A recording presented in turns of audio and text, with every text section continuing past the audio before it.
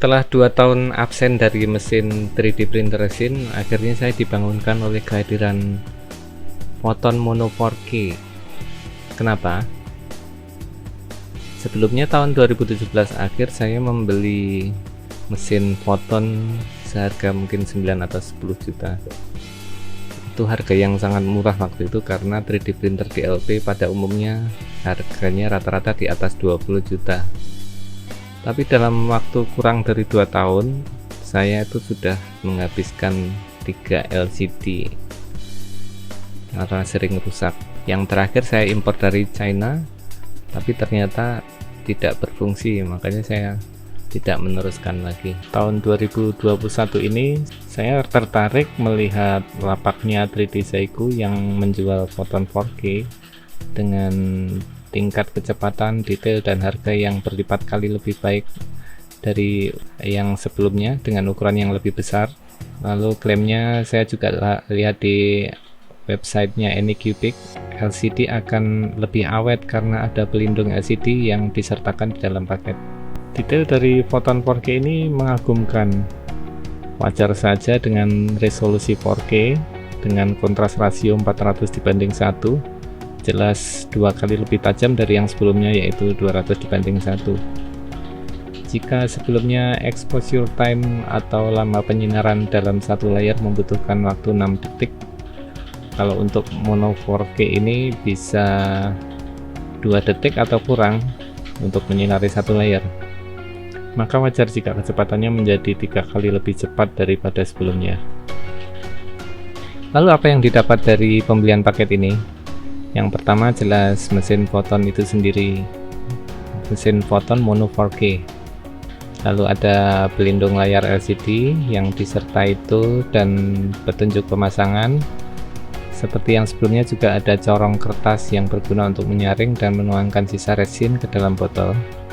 Lalu ada toolset, diantaranya scraper dari plastik dan juga dari logam.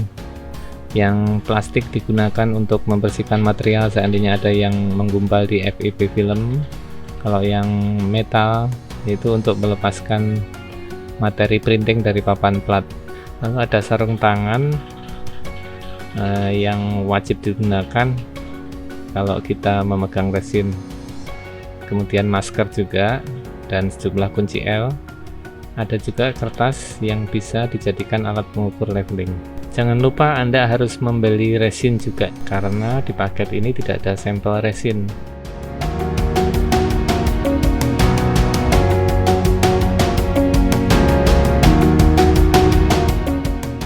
Pertama adalah pemasangan screen protector atau pelindung layar. Ini penting dan wajib jika ingin layar lebih awet seperti klaimnya Anycubic. Kita ikuti petunjuk yang ada di dalam dus. Jangan sampai ada gelembung, ratakan dengan scraper plastik jika ada yang menggelembung.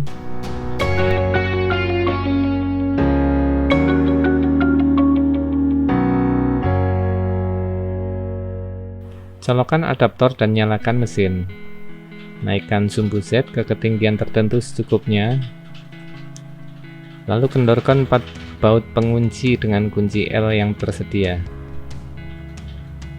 Pasang papan platform, kencangkan pengunci platform, lalu tempatkan kertas pengukur yang disediakan. Pencet tombol home, lalu biarkan platform turun dan akhirnya akan berhenti.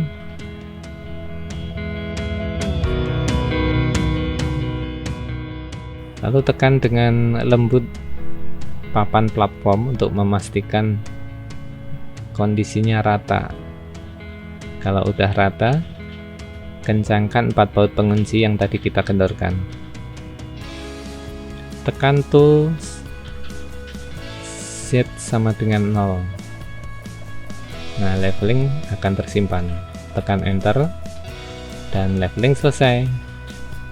Tekan enter lagi, maka platform akan naik dan kita bisa mengambil alat kertas pengukur tadi.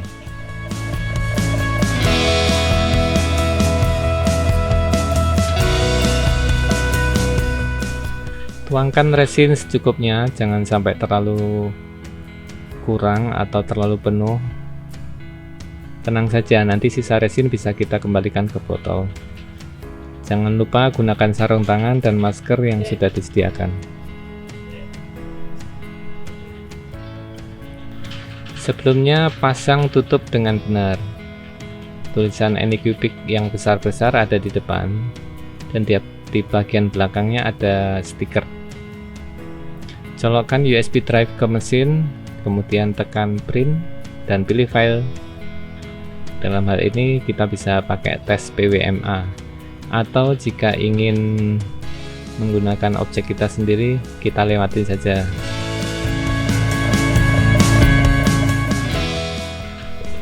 Di dalam USB flash disk terdapat file slicer AnyCubic Photon Slicer. Install software tersebut.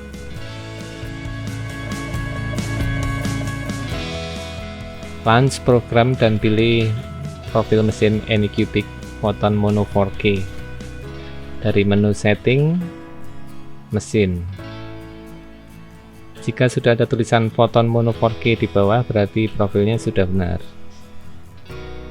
Settingan default dari preset ini harusnya sudah cukup aman tanpa harus diubah-ubah sedikit pun. Lalu untuk memulai kita bisa import file STL, posisikan lalu naikkan sekitar 5 mm ke atas untuk menghindari kaki gajah atau menggumpal di bawah. Lalu di tab support, klik auto all, akan muncul support secara otomatis. Kembali ke print, klik slice, lalu namai dan save ke dalam USB flash disk. Selanjutnya kita bisa printing seperti langkah keempat tadi.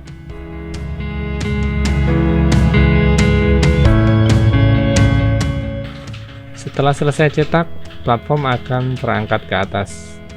Kendorkan pengunci platform, lepaskan platform, cuci dengan cairan isopropil alkohol atau IPA sampai hilang resin basah yang masih menyisa atau menempel.